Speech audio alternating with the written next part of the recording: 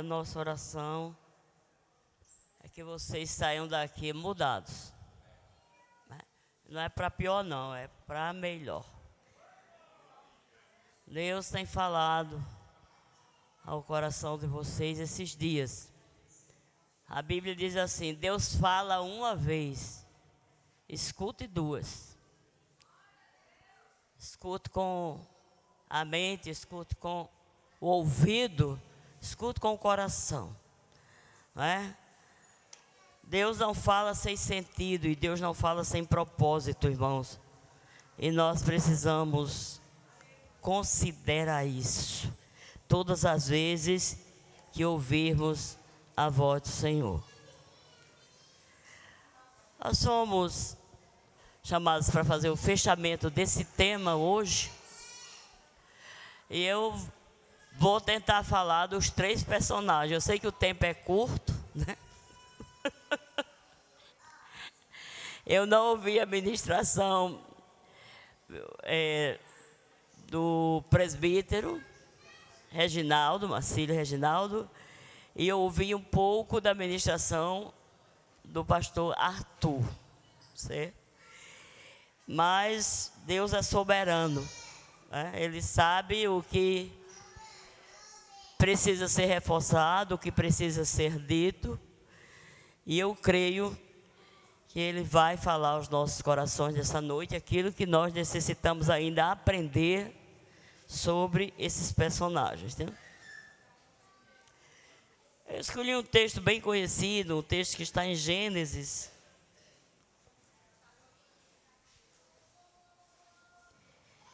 Capítulo 30.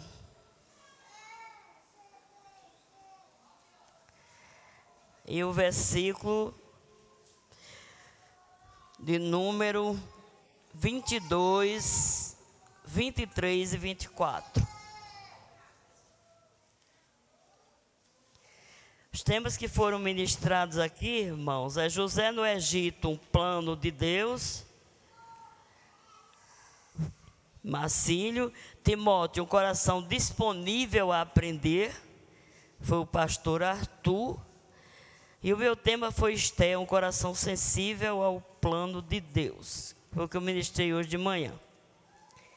Então nós vamos tentar resumir isso aqui numa ministração só hoje à noite. Diz assim a palavra de Deus: lembrou-se Deus de Raquel, e Deus a ouviu e abriu a sua madre. E ela concebeu e teve um filho e disse: tirou-me Deus a minha vergonha. E 24, e chamou seu nome José, dizendo: o Senhor me acrescente outro filho. Amém. Sentados mesmos, vamos orar. Senhor nosso Deus e Pai, entregamos, ó Deus bendito, este auditório que está aqui na Tua presença, a minha vida, Senhor, nas mãos da direção do Espírito Santo. Que o Teu Espírito nesta noite, Pai, possa guiar os nossos corações, os nossos pensamentos e sentimentos, as nossas palavras, para, ó Deus querido e santo, contribuirmos, Senhor, com o propósito de sermos alguém segundo o Teu coração. Nos ajude a caminhar dia a dia na Tua presença.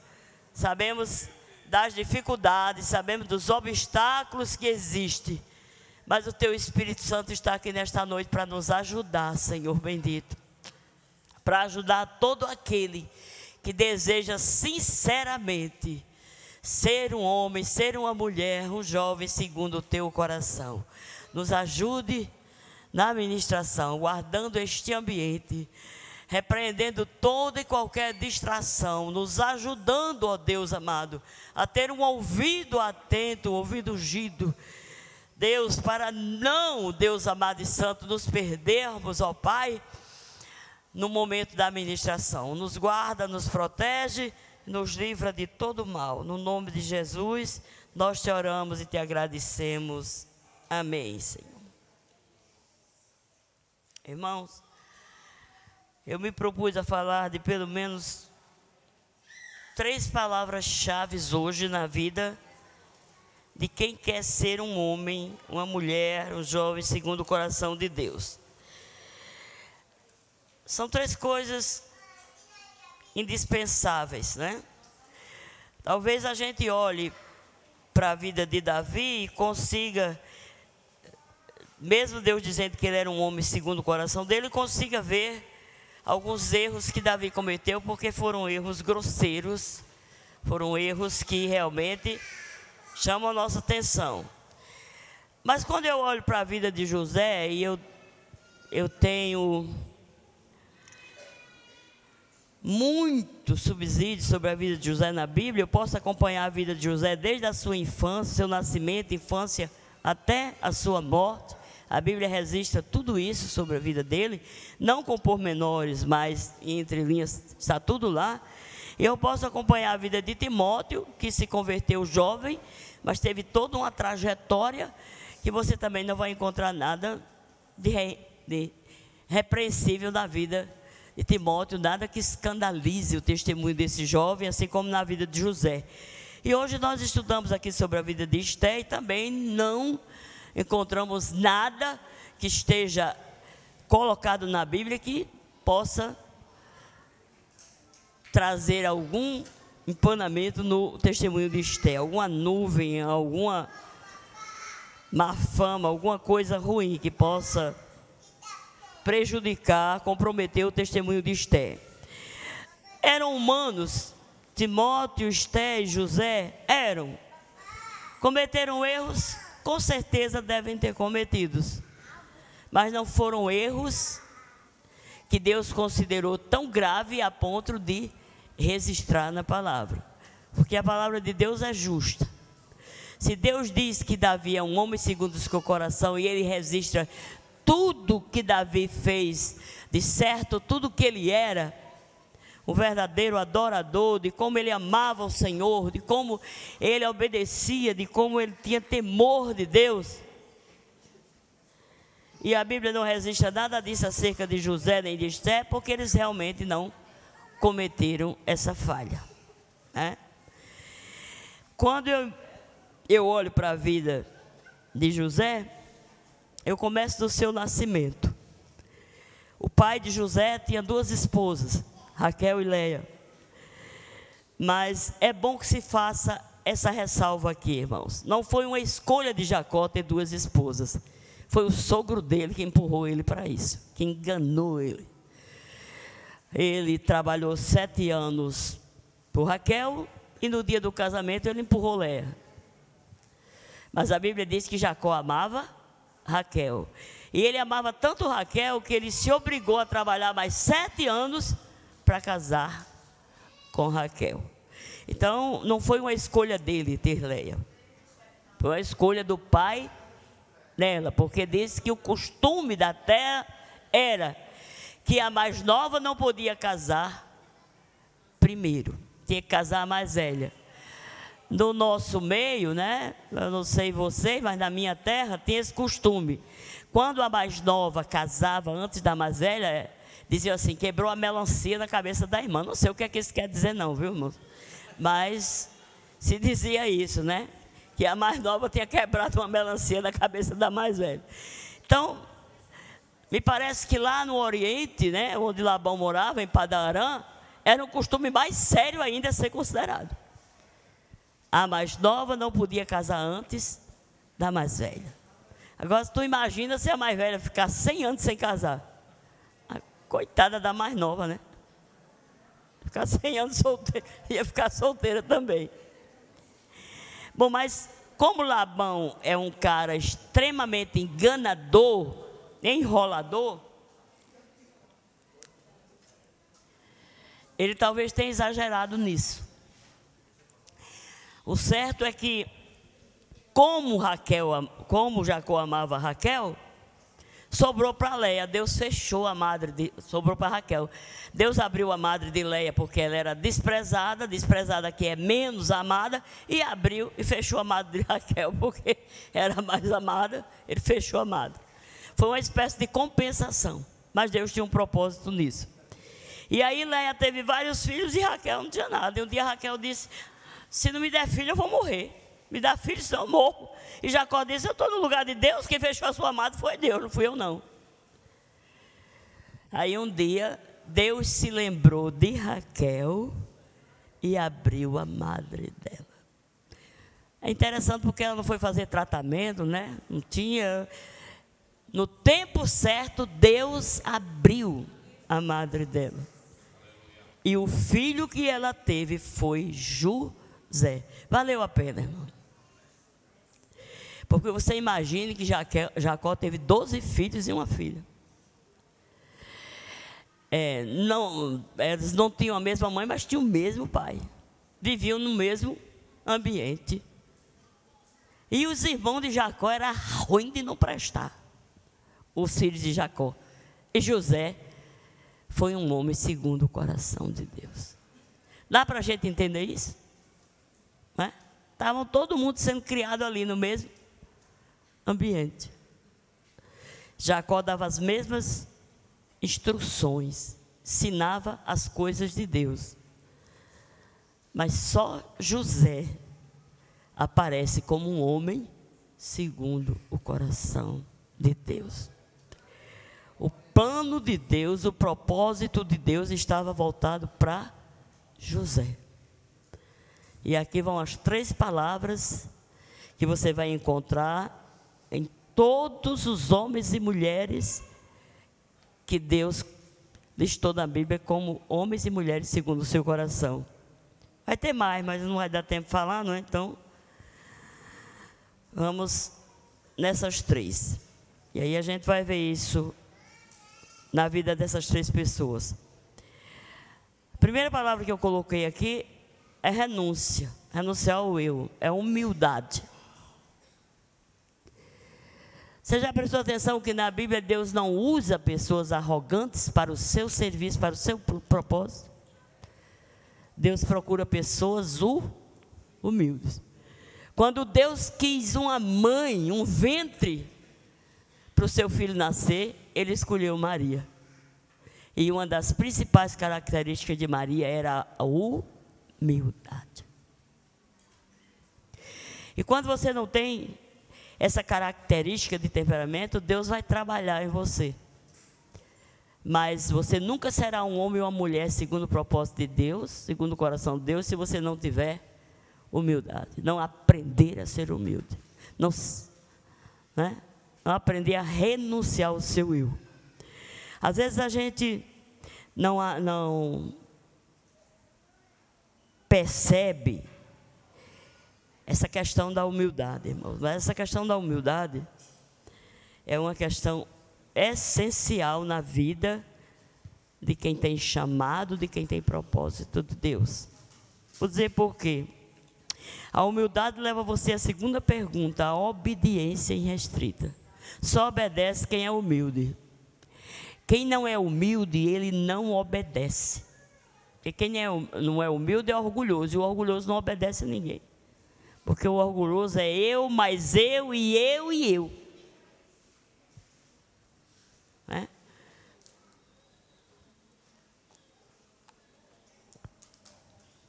Então, a segunda palavra, a gente vai falar mais sobre isso, que a obediência irrestrita significa submissão a Deus. E a terceira palavra é disposição para sofrer, sofrimento. Paulo escrevendo a Timóteo, capítulo 2, verso 12, ele diz: todos aqueles que querem viver piedosamente, todos aqueles que querem ser um homem ou uma mulher segundo o coração de Deus, todos aqueles que querem viver na presença de Deus, eles sofrerão perseguições. Quando Jesus prometeu, fez uma promessa sobre a recompensa de tudo que a gente sofresse aqui, que ele disse: não há quem tenha renunciado a pai, a mãe, a tudo para viver o reino de Deus, para não receber 100 vezes mais aqui. Mas a gente não presta atenção na última palavra do texto: 100 vezes mais com perseguições. Se você quer viver piedosamente, você quer viver uma vida que agrada a Deus, você vai ter ninguém mais como seu adversário: o mundo, o diabo e o seu eu. Então a gente tem que ver isso, né? Nós vamos ter inimigos naturais se levantando contra nós. Então isso significa muitas vezes perseguição. Então você tem que ter uma disposição para sofrer a perseguição, rejeição, injustiça e até morte. Mas você tem que ter a disposição para passar por tudo isso e permanecer na vontade de Deus, permanecer como um homem e uma mulher segundo o coração de Deus. Tem pessoas que na primeira perseguição que recebe, vai mostrar logo que não está disposto a ter um coração segundo o coração de Deus. Por quê? Você levanta logo: eu não sou Jesus. Ele disse um, eu disse duas. Ele deu uma tapa, eu dei outra. Isso é eu. Não renunciou, não se humilhou ainda. Por isso que Jesus disse: se te mandarem caminhar 1 milha, vai 2. Se bater do lado direito, oferece o esquerdo. Se mandar tirar a capa, tira a túnica também, porque ainda fica a roupa por baixo. Entendeu? É fazer mais, mas isso só faz quem renunciou ao eu, quem aprendeu a se humilhar. Aí você vai ver como é importante essa questão da humildade. José tinha tudo para ser o cabra presunçoso, orgulhoso, o rei da cocada preta, a última bolacha do pacote. José era criado com o pai e a mãe numa tenda diferenciada. As mulheres e os outros filhos eram em outras tendas. Jacó habitava com Raquel e com José, até ter Benjamim, né? Porque quando teve Benjamim, Raquel morreu. Raquel e José. José tinha uma túnica de várias cores. Na casa do pai ele tinha amor, ele tinha proteção e ele tinha até prediletismo. Era o filho da velhice. E José fez uma veste de várias cores, uma túnica, e é por isso que os irmãos dele começaram a ter raiva dele, a ter inveja dele, porque eles achavam que ele tinha uma posição privilegiada. Quando José sai para fiscalizar, era uma espécie de fiscalização que ele ia fazer sobre o trabalho dos irmãos, ele vai vestido na túnica. Túnica não era roupa de trabalho, túnica era roupa de festa. Isso quer dizer que ele não trabalhava junto com os irmãos, ele ia só para ver como os irmãos estavam e trazia o relatório para o pai. Por quê? Qual o pai, irmão, que não conhece os filhos? A gente conhece, a gente se engana se quiser, mas a gente conhece. Quem melhor conhece os pais é os filhos. Quem melhor conhece os filhos é os pais, porque convive diariamente com eles. José sabia as biscas, Jacó sabia o tipo de filhos que tinha. Por que ele mandava José lá para olhar? Porque ele tinha confiança em José, porque José era diferente, era o diferencial naquela família.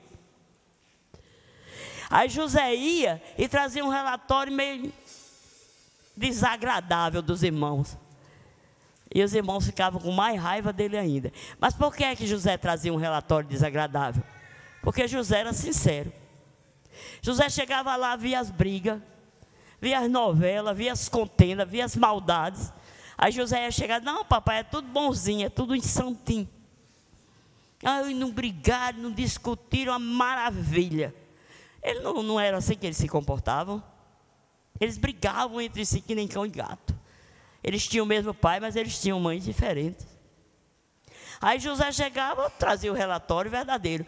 E Jacó só mandava José porque sabia que José, quando chegasse, falava a verdade. Não é porque José era fuxiqueiro, não era porque José era enredeiro, não é porque José queria o mal dos irmãos. José simplesmente falava o que era. A Bíblia não diz que a nossa palavra é sim, sim? Não, não. Que passa disso vem do maligno. Ele trazia um relatório fiel. Por isso seus irmãos começaram a criar mais raiva, mais inveja, mais ódio dele. Então o que acontece? Acontece que eles planejaram a sua morte. Aí veio a perseguição. Se você quer viver em humildade e fidelidade, tem que ter a perseguição. Aí veio a perseguição. José ainda teve 2 sonhos e foi contar. Aí o negócio aumentou, piorou. Vamos matar.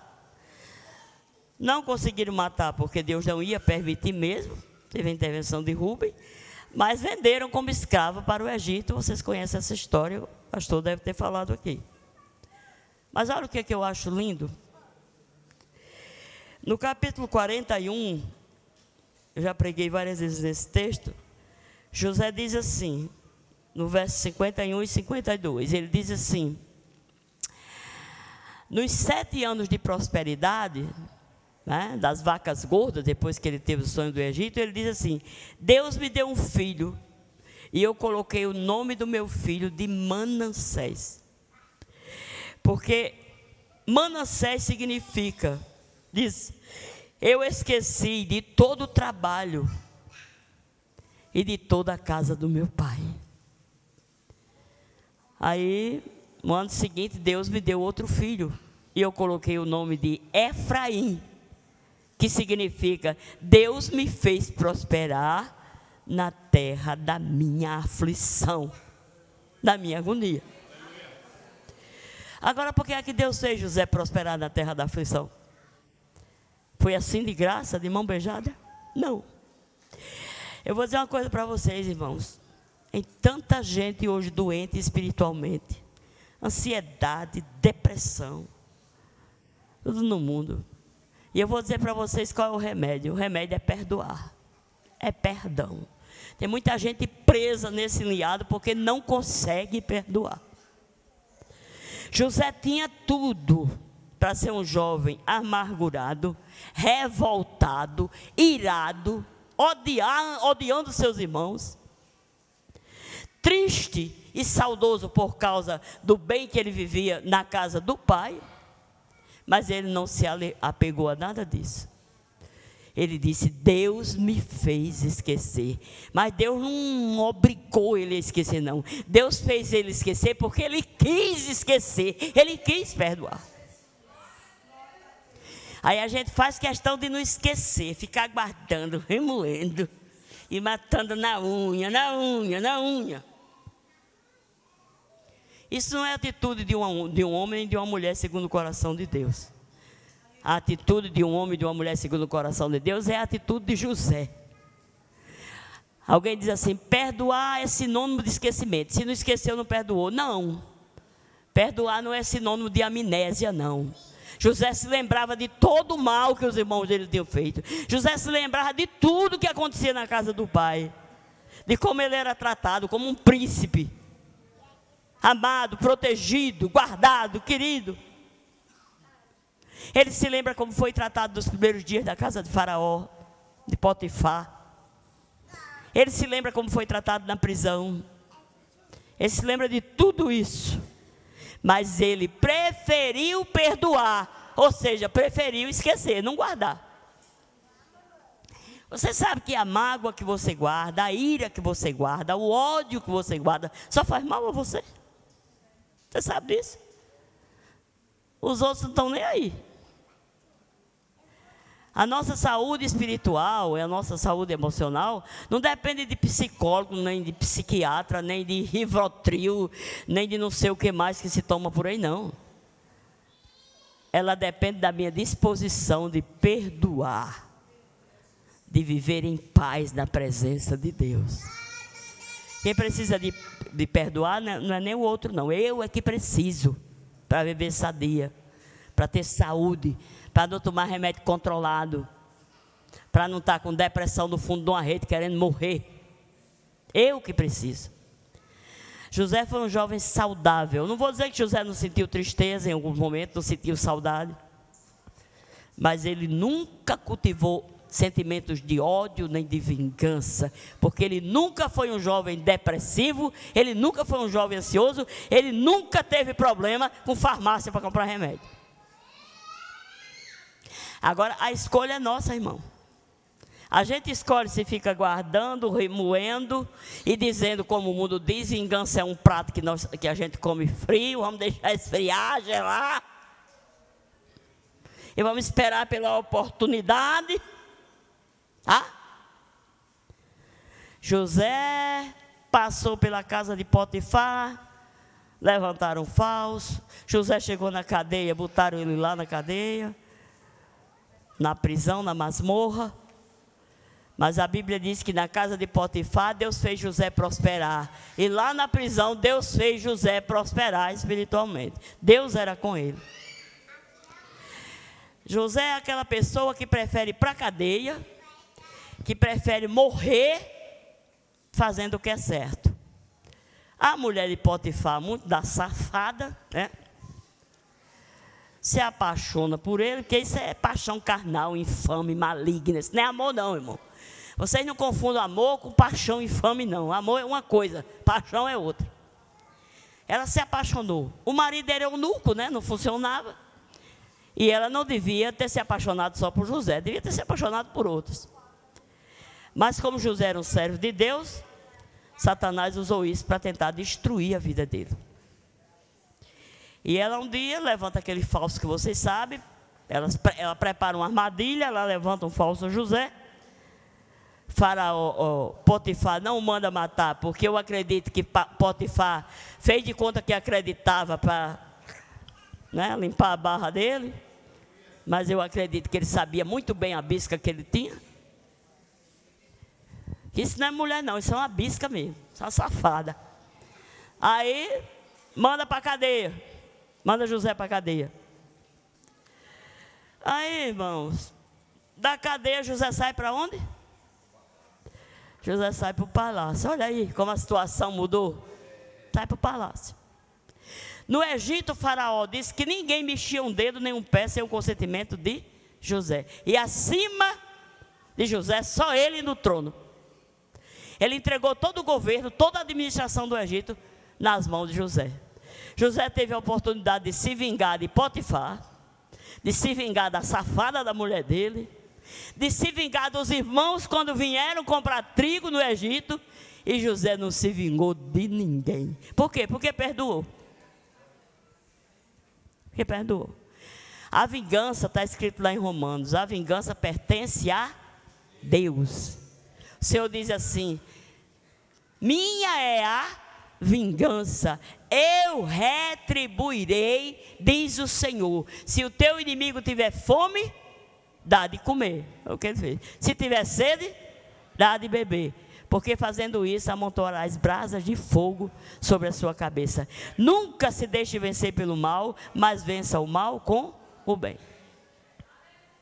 Foi isso que aconteceu.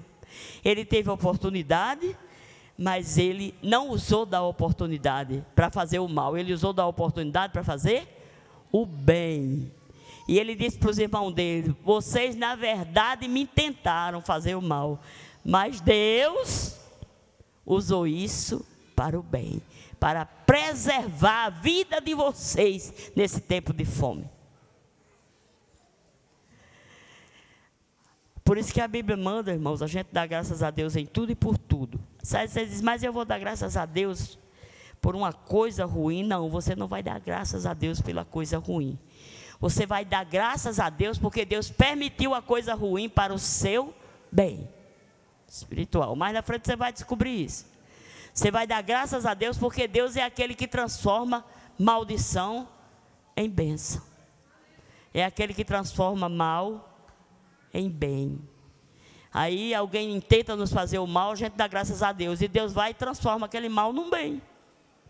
É assim que funciona na vida espiritual, na vida de uma pessoa segundo o coração de Deus. Todos nós conhecemos o final dessa história de José do Egito. Você não vai encontrar em toda a trajetória de José um só ato que desabone o caráter dele, a conduta dele, né? E ele foi um homem segundo o coração de Deus. Aí nós encontramos Timóteo. Timóteo se converteu jovem, vinha de uma família judia, dividida, né? Uma família mista. O pai era grego e a mãe e a avó eram judias. Foi ensinado nos caminhos de Deus, na Torá, na lei de Deus. Era um jovem que obedecia. Você pode ver isso. Ele aprendeu as sagradas letras desde a infância e ele procurava viver de acordo com aquilo que ele tinha aprendido. Ele se converte quando Paulo vai na sua primeira viagem missionária a Listra, que era a cidade dele. Ali um coxo é curado, e muitos historiadores dizem que Timóteo se converteu a partir daquele milagre que ele viu, do coxo sendo curado. Eu acho que ele se converteu nos primeiros dias, junto com a mãe. E Paulo, então, leva Timóteo na sua segunda viagem missionária. É uma coisa temerária, vamos dizer. Porque quando Deus mandou Paulo e Barnabé na primeira viagem, Barnabé inventou de levar Marcos. Marcos não estava chamado. O Espírito Santo disse: separai-me a Barnabé e a Paulo para a obra que eu tenho, né, preparado para eles. Aí Barnabé era tio de Marcos, aí disse: vamos levar Marcos. E Paulo concordou, né? Porque se não tivesse concordado, não tinham ido os três. Concordou.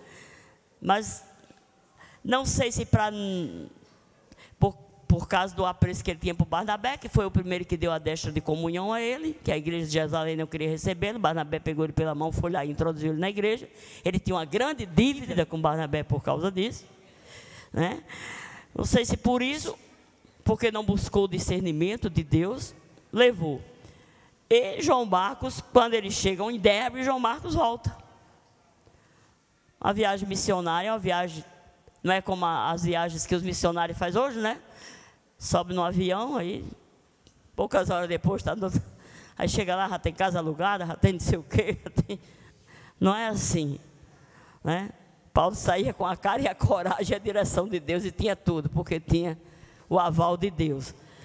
E eles chegaram em Derbe e Marcos resolveu voltar. Não estava pronto, não estava preparado. O Espírito Santo não chamou exatamente por isso, porque ele não tinha estrutura. Mas na segunda viagem, Paulo volta de novo, passando por Icônio e por Listra, e aí Timóteo vai com ele. Timóteo era um jovem, dizem que tímido, doente, né? Alguém acha que ele tinha uma doença do estômago, mas Paulo diz frequentes enfermidades, talvez não fosse só a doença do estômago. Era um jovem frágil, não era circuncidado. Paulo teve que circuncidá-lo por causa dos judeus das sinagogas que iriam usar isso contra eles. E levou esse menino numa viagem de muitos quilômetros a pé, de muitos perigos. E Timóteo se mostrou um jovem segundo o coração de Deus. Timóteo passou quase 3 anos, se eu não me engano, para poder voltar em casa. Paulo acabou sendo preso, acabou mandando ele para Éfeso, mandou ele passar pela Tessalônica, mandou ele olhar outras igrejas, mandou ele ficar lá em Corinto, o tempo também, que era uma igreja muito difícil. De sorte que Timóteo nunca correu da cela, vamos dizer assim, né? Era algo de se esperar que ele fizesse até antes de João Marcos, mas ele não fez, porque ele se mostrou um jovem segundo o coração de Deus, disposto a sofrer, disposto a obedecer, disposto a se submeter. E quem não tiver essa disposição, não se meta com missões, fique em casa, faça a sua missão em casa, porque toda missão, em um dado momento, vai trazer isso, vai trazer uma série de dificuldades e uma série de perseguições junto com as dificuldades. Se a gente não estiver preparado, arruma a mala e vem embora. Eu dizer uma palavra aqui para os obreiros, tem poucos, mas vale, né? Porque eu vou falar aqui também, como mulher de obreiro, que passei por isso. Em todos os lugares que você chegar, você vai encontrar alguém que vai se opor a você. E nenhuma igreja que você for pastorear, os crentes vão fechar com você 100%. Deus sempre vai permitir que haja oposição, porque é aí onde a nossa fé é provada e aprovada naquele trabalho. Você já pensou, irmão, se todo campo que a gente fosse e chegasse lá, os irmãos nos recebessem da palma da mão, nos tratassem assim? Era muito fácil, né? Mas não é assim que acontece. E não adianta a gente dizer que é o diabo, que é não sei quem, não. É Deus que permite, né? Quando a gente olha para as perseguições que aconteceram na igreja de Jerusalém, a igreja orando, a igreja jejuando, a igreja falando língua, a igreja no avivamento, nadando no Espírito, ninguém queria sair de Jerusalém. Aí a Bíblia diz que Deus mandou uma perseguição. Se você não prestar atenção ao texto bíblico, e você ouvir a história de alguém que não cite isso, você vai pensar que foi o diabo que mandou a perseguição para a igreja, mas não foi não. Sabe por quê? Porque o diabo nem tem parte, nem tem sorte na igreja. Não tem. Então quem manda é Deus. Deus é o dono da igreja. E só acontece uma perseguição na igreja, só acontece uma perseguição na minha vida, que também sou a igreja, se Deus permitir, se Ele mandar, senão não acontece. Então nesse sentido, eu vou dizer para você deixar o diabo quieto lá no canto dele. E ao invés de estar dizendo que foi ele, perguntar assim para Deus: Senhor, para que é que o Senhor está permitindo essa perseguição na minha vida? Não é nem porque, é para quê? Certamente tem alguma área da sua vida que precisa ser trabalhada para que você seja uma pessoa segundo o coração de Deus. E Deus manda a perseguição. É através da perseguição que a igreja é purificada. E por incrível que pareça, é através da perseguição que a igreja cresce. Então, quando Deus permite, Ele sabe por que está permitindo. Então, Timóteo enfrentou muitas perseguições, tendo essas duas coisas que não eram a seu favor, né? As enfermidades e a timidez. Mas eu quero dizer para vocês que quem cura a enfermidade é Deus. E quem cura a timidez é Deus também. Deus é quem faz a obra. Às vezes Deus permite a enfermidade como um espinho na carne, para a gente ficar ali, na dependência dEle. Entendeu? Quando Paulo foi arrebatado ao céu, ele disse que Deus colocou um espinho na carne dele. Deus mandou um mensageiro de Satanás para esbofetear. Não sei bem o que essa expressão significava, mas era um espinho na carne. E ele disse que orou 3 vezes para Deus tirar esse espinho da carne dele. Devia ser uma coisa bem desagradável, uma coisa que incomodava bastante. Mas na última vez que ele orou, Deus disse: Paulo, a minha graça te basta, porque o meu poder vai se aperfeiçoar na tua fraqueza. E Paulo sabia exatamente porque o espinho tinha vindo a ele, para que ele não se gloriasse, não se soberbecesse com a excelência das revelações que ele tinha recebido de Deus. Às vezes você está pregando, Deus está abençoando, está acontecendo.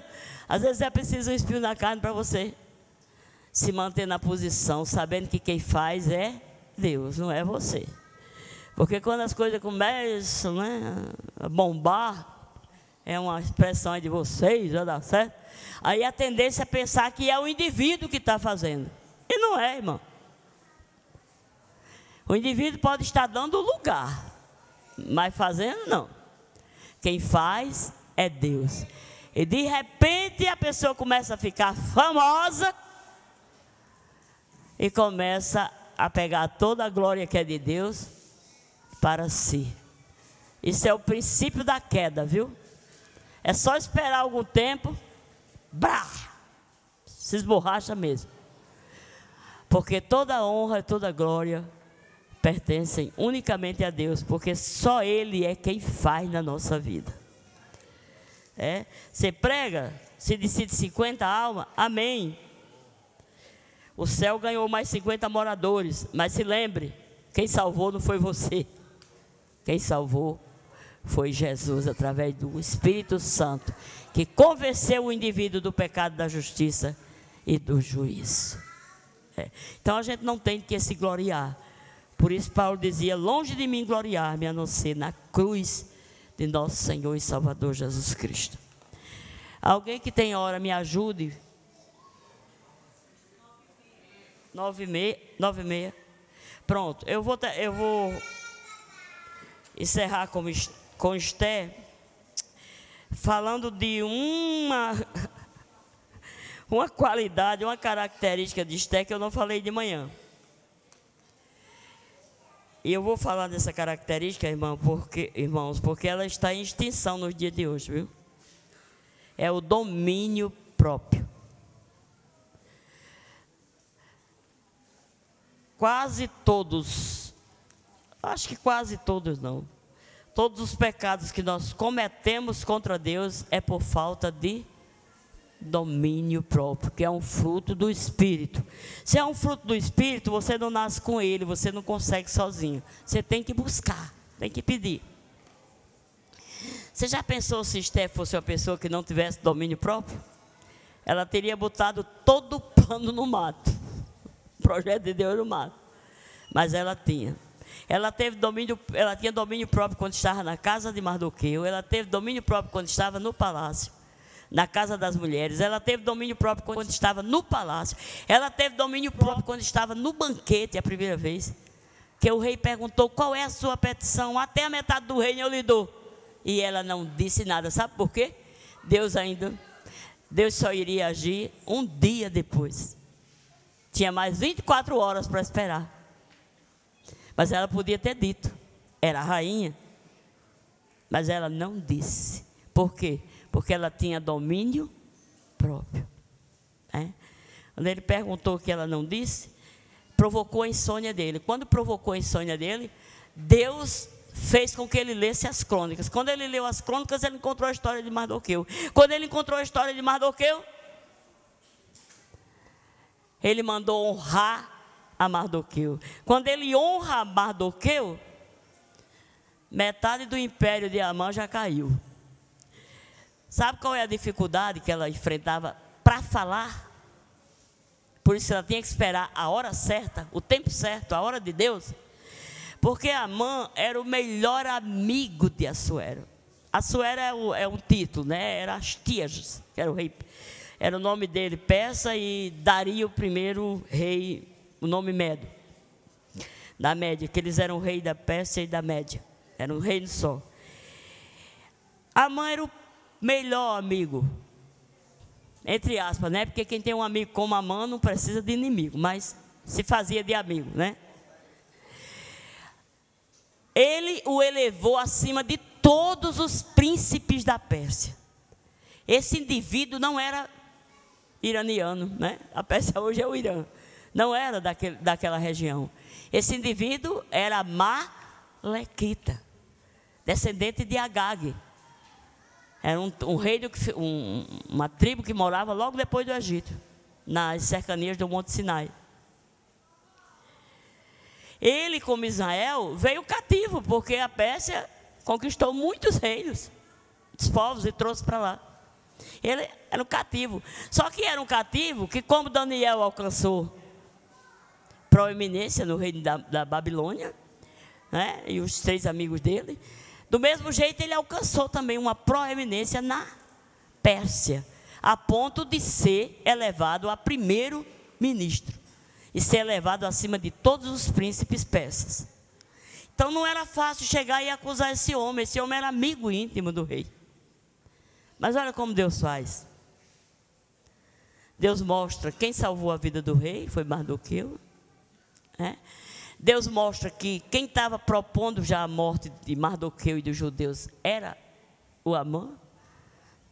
Por aí você já via que não era peça muito boa. E aí, quando a rainha se declara no segundo dia do banquete, o rei já sabe de tudo isso.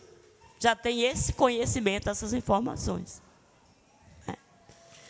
Ele não sabe ainda que tipo de decreto Amã assinou, ou ele mandou Amã assinar. Porque um rei assinava muitos decretos durante um dia. Já fazia um dia, não sabe, tem condição. Mas quando Esté disse que era o povo dela que ia ser exterminado, ele entendeu a maldade de Amã, porque ele conhecia Esté, sabia o caráter de Esté. Então, é fazer a coisa certa na hora certa. É falar o que tem que ser falado, mas na hora certa. Isso é preciso de domínio próprio. Por que vocês sabem o que é certo, mas fazem, né, que é errado? Falta de domínio. Por que eu sei que o projeto de Deus é que eu case virgem, mas aí eu saio dessa linha antes de casar. Por quê? Porque não tem domínio próprio. Aí bota a culpa nos hormônios. Não, irmão. José era do mesmo jeito, os hormônios. Esther era do mesmo jeito. Todo mundo tem esse problema de hormônio. A questão aqui não é ter ou não ter hormônio. A questão aqui é ter domínio próprio. E é o que os jovens hoje estão precisando na nossa geração. Ter domínio próprio. Fazer as coisas certas, mas fazer do jeito certo, na hora certa. No momento de Deus. Não adianta adiantar as coisas, porque depois você vai ter prejuízo lá na frente. Presta atenção no que eu estou dizendo. Essas coisas têm um preço. Essas coisas têm uma volta. A gente pode até resolver isso se arrependendo, reconhecendo e buscando a ajuda de Deus. Mas se não fizer isso, vai ter volta. Vai ter problemas lá na frente. Certo? Então é preciso que a gente aprenda os princípios de Deus e aprenda a andar por esses princípios. Por esses princípios. Fazer a coisa certa o tempo todo, eu já disse aqui, pode acarretar uma série de prejuízos para você. Você pode perder emprego, você pode perder amizades, você pode perder a vida. Mas se você quiser permanecer uma pessoa segundo o coração de Deus e na presença de Deus, é isso que você tem que fazer. Fazer o que é certo. Não dá para mentir para arranjar o emprego. Por quê? Você precisa do emprego, mas mentir é errado. Não dá para fazer isso. É fazer o que é certo. O tempo todo. Foi o que Mardoqueu fez, foi o que Esther fez. Foi o que José fez. E é o que todos nós precisamos fazer. Às vezes a gente não entende, o que é negociar o prato de lentilha. Negociar a primogenitura por um prato de lentilha. É isso. É você negociar a sua vida espiritual, os seus princípios espirituais, por um emprego, por uma amizade, por isso e por aquilo, por um prazer momentâneo. Nada disso compensa, irmão. Tudo isso tem um preço a pagar. Então vamos desejar sair daqui. Não, eu já sou um homem ou mulher segundo o coração de Deus, então vigie sobre isso, persevere nisso. Não, eu não estou bem nessa linha. Comece a orar para Deus colocar no seu coração o desejo de ser, porque tudo começa com o desejo de ser, com a disposição de ser. Porque se eu não estiver nem aí para ser um homem ou uma mulher segundo o coração de Deus, eu não vou ser mesmo, não. Eu tenho que ter essa disposição, tenho que ter esse desejo, essa vontade, tem que partir de mim. Essa vontade de fazer o que é certo o tempo todo também tem que partir de mim. Sabe o que é que a gente escuta hoje na nossa geração? A pessoa achou uma bolsa dentro do banheiro com $20 mil dentro. Aí chamou a polícia e entregou. Isso é um lesado, isso é um idiota, isso é um besta. Não. Ele está fazendo o que é certo o tempo todo. O dinheiro não era dele. A Bíblia diz, tudo que quereis que os homens os façam, fazer vós também a eles. Se você perdesse $20 mil, nem $20 mil, $20 mil dentro do banheiro, você não gostaria que alguém que achasse lhe entregasse? Pois é isso que você deve fazer. Achei um celular. Eu sei de quem é, porque ligou e eu conheci a voz, mas não entrego, está roubando. Está fazendo o que é errado, o celular não é seu, você não pagou por ele, devolva. Eu achei não sei o quê, sei de quem é, mas achado não é roubado. Nesse caso se você sabe quem é o dono, é roubado. Então fazer o que é certo o tempo todo é se apegar a princípios da palavra. Eu não faço, não é porque alguém está vendo, não é porque alguém vai saber, não é porque alguém vai me denunciar. Faça como José, eu não faço porque é errado. É errado. Mas nós temos uma geração hoje que tudo que sabe fazer é desconsiderar princípio. Não desconsidere princípios da palavra de Deus, não. Porque os princípios da palavra de Deus, eles são eternos, eles são imutáveis. E eles se cumprem a despeito de eu ou você acreditar nisso ou não. Se apegue aos princípios da palavra. Tá? Deus tem princípio para casamento, Deus tem princípio para missão, Deus tem princípio para obra, Deus tem princípio para a igreja, Deus tem princípio para tudo na sua vida. Então se apegue aos princípios que estão na palavra de Deus e faça isso o tempo todo. Mesmo que você fique em desvantagem, mesmo que você leve o nome de lesado, de besta, não se incomode com isso. No céu vai entrar os bestas e os lesados mesmo. Amém. Eu não sei, é você que vai orar. Que Deus nos abençoe e nos ajude. Está difícil fazer, irmãos, mas é preciso. Porque se a gente não for uma geração que faça diferença no meio dessa impiedade, se Jesus vier buscar a igreja dessa geração, a gente fica também. Amém.